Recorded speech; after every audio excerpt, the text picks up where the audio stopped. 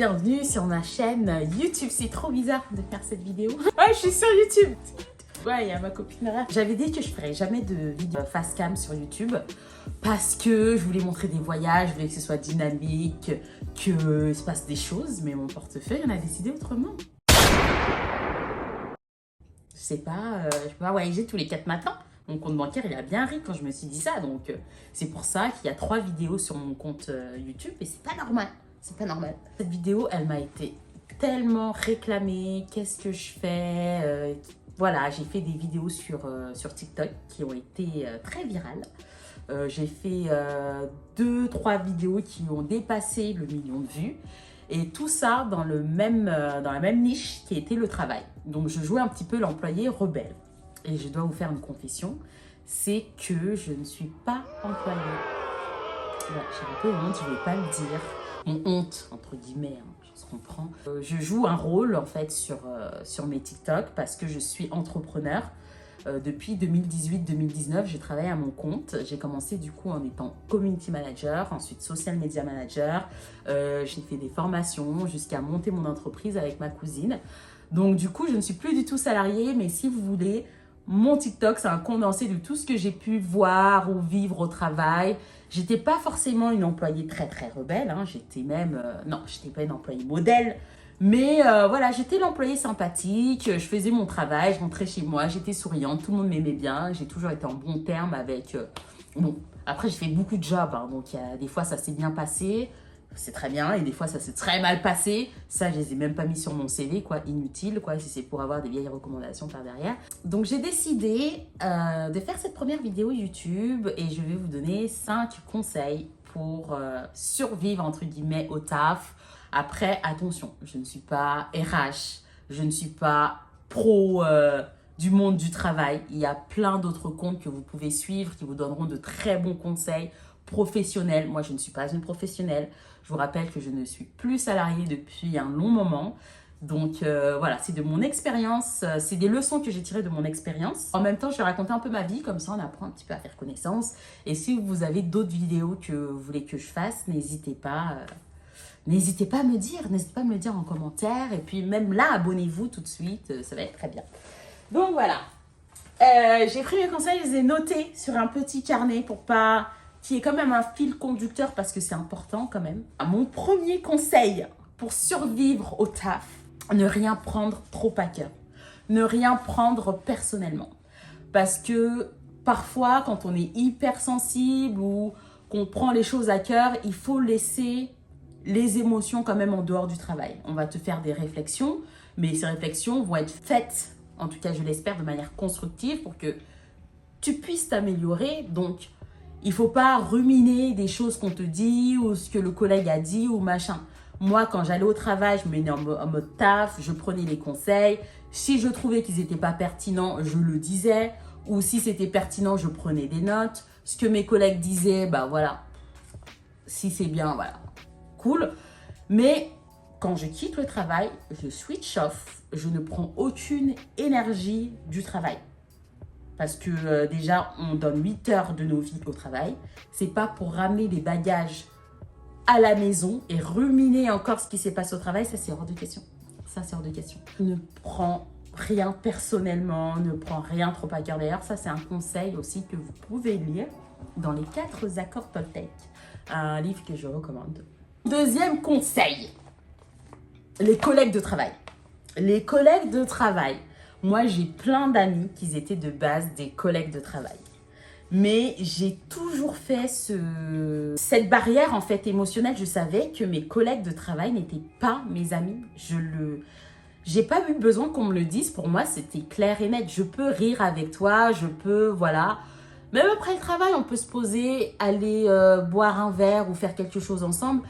Mais voilà, je ne vais pas te confier des choses de ma vie trop intimes ou te dire « Ah, j'aime pas un tel, et t'as vu machin, et t'as vu Valérie, et t'as vu Jean-Claude à la machine. » Non, voilà, je prends mes distances, je t'écoute, etc. Quand je rentre chez moi, c'est comme pour le premier conseil, je coupe tout. Je coupe tout. C'est comme...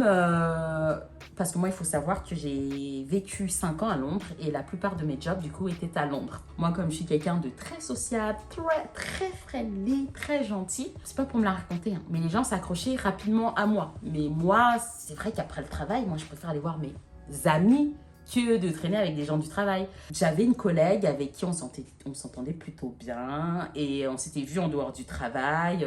On avait fait des petits rooftops à Londres, c'était sympa. Et à un moment, je suis rentrée à Paris parce que ma sœur accouchait. Ma sœur accouchait, donc moi j'étais trop excitée, j'étais dans le truc, quoi. Ma sœur va avoir un bébé, c'était son premier bébé en plus. Et donc voilà, je suis revenue au travail et je vois que ma collègue, elle me fait la gueule.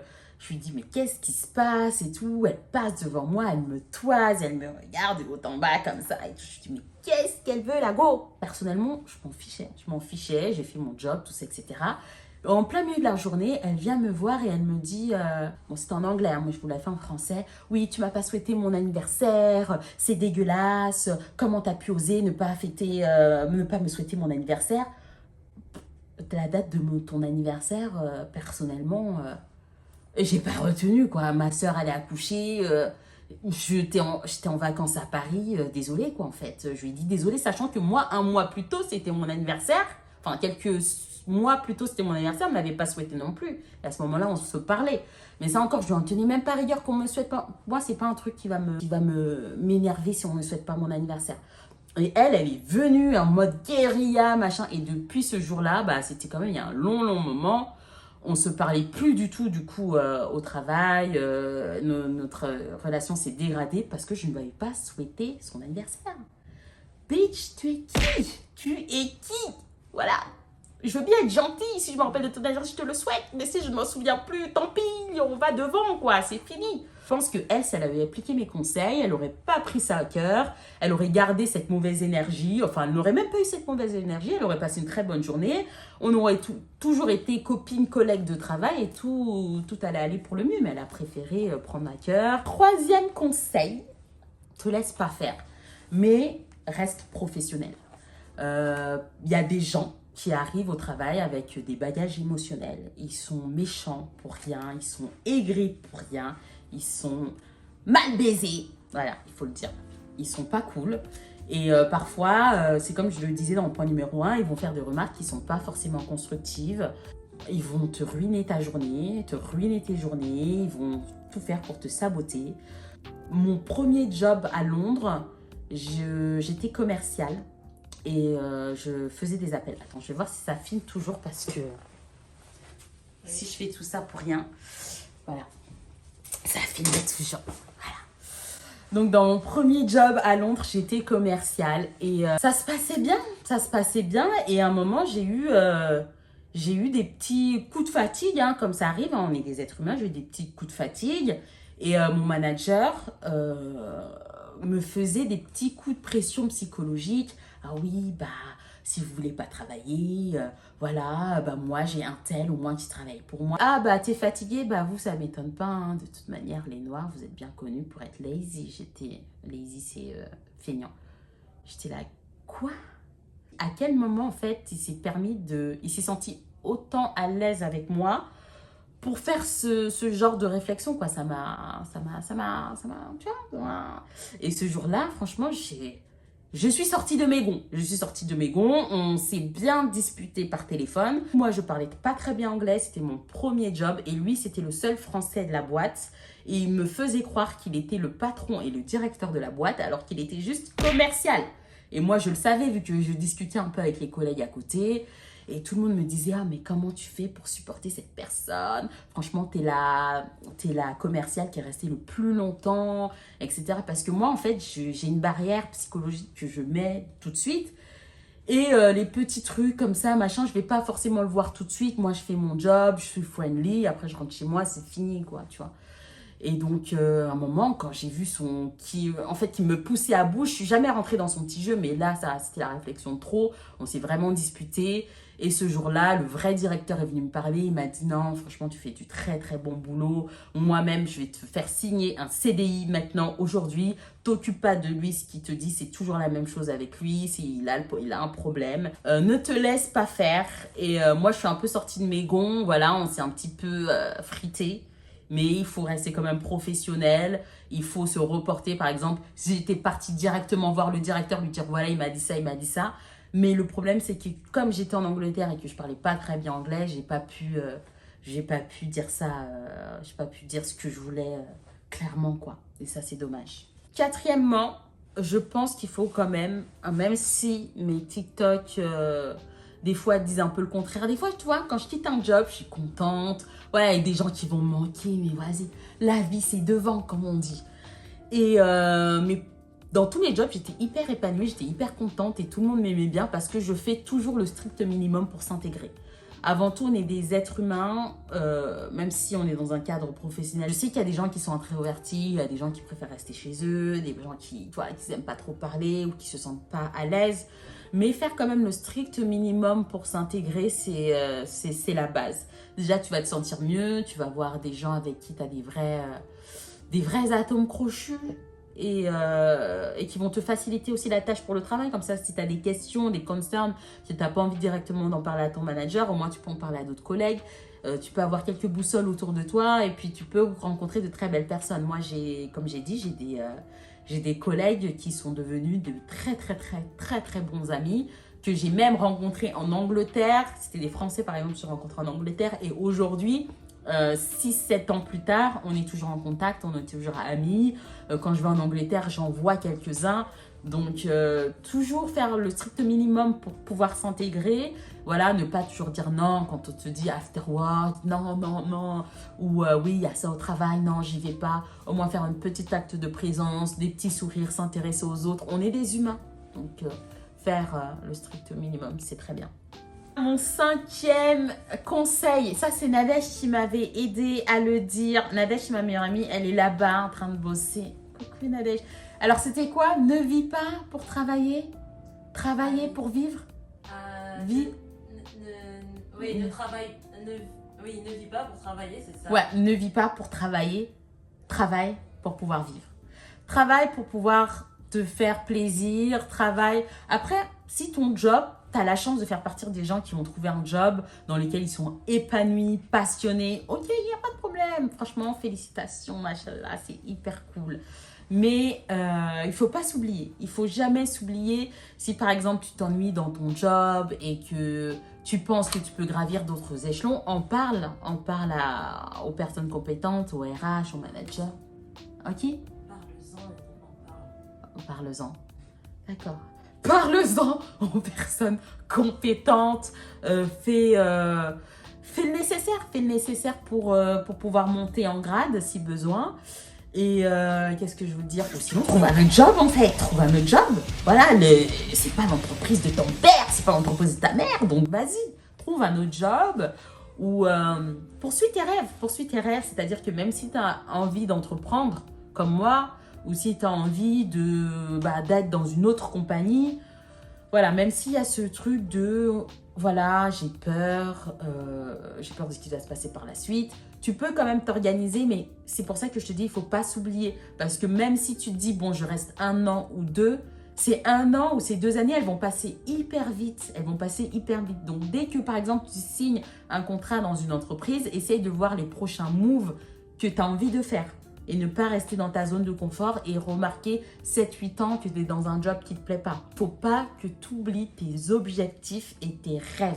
C'est pour ça, il faut que tu les écrives noir sur blanc. Il faut que tu te fasses un mood board parce qu'il faut vraiment que le travail soit au service de ta vie de rêve.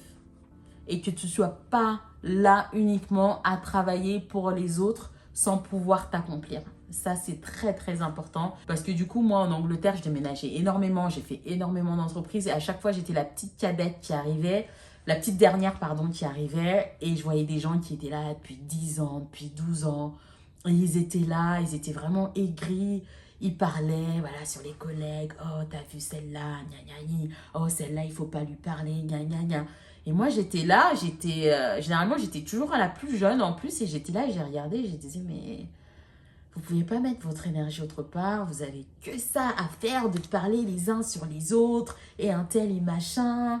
Vous n'avez pas d'autre chose qui vous fait vibrer, tu vois. C'est pour ça que très vite, j'ai compris qu'en fait, dès que je sortais du travail, il faut que je coupe. J'avais pas envie de devenir comme ces personnes qui étaient là depuis 12, 14 ans, 15 ans, qui étaient hyper aigris, qui avaient 20 ans de plus que moi et j'avais l'impression d'être, entre guillemets, plus mature qu'eux. Et c'était vraiment gênant, quoi. Du coup, voilà, c'était mes petits conseils. N'hésitez pas si vous avez des questions, si vous avez des idées de vidéos en commentaire. Comme je l'ai dit au début, je ne voulais pas faire de vidéo facecam. Mais voilà. C'est bon. Waouh, damn, tu viens de niquer ma vidéo. Super. Donc voilà, ma vidéo. C'est en haut? Oui. Excusez-moi, je suis en train de tourner. C'est plus de la fouf. Oh. Donc là, il faut savoir que je suis à l'Institut de Shelly à Paris. C'est pour ça que j'ai un beau set et tout derrière moi. N'hésitez pas à aller... Ça va, c'était Nadège qui parlait derrière. D'ailleurs, allez la suivre. Elle fait des... C'est une télévoyageuse. Je sais pas comment tu te... C'est ça. Télévoyageuse, travel planner, inspiratrice voyage, Voilà. tout ça. Voilà, c'est bon. Tout le monde a fait sa pub. Je peux finir ma vidéo. Épanouissez-vous. Pensez à vous. Appliquez ces conseils au travail. Encore une fois, je ne suis pas du tout une experte. Je ne parlerai jamais de burn-out ou j'ai des problèmes avec mon contrat. Oui, parce que des fois, on me dit, oui, j'ai des problèmes avec tel contrat. Est-ce qu'ils ont le droit de faire ça? Je ne sais pas. Je ne sais pas. Moi-même, en tant que chef d'entreprise, je n'ai pas encore saisi la globalité du fonctionnement du système entrepreneurial. Donc, c'est certainement pas moi qui vais vous donner les conseils en tant que salarié. Petit aparté, suivez la PAFRH sur LinkedIn. Et j'aime bien aussi un compte qui s'appelle RH Vous. Trop drôle, j'adore la vibes. Je vous fais des bisous et je vous dis à bientôt pour une prochaine vidéo. N'hésitez pas à me contacter, à me donner des idées de vidéos, à me suivre sur Instagram. Voilà, bisous.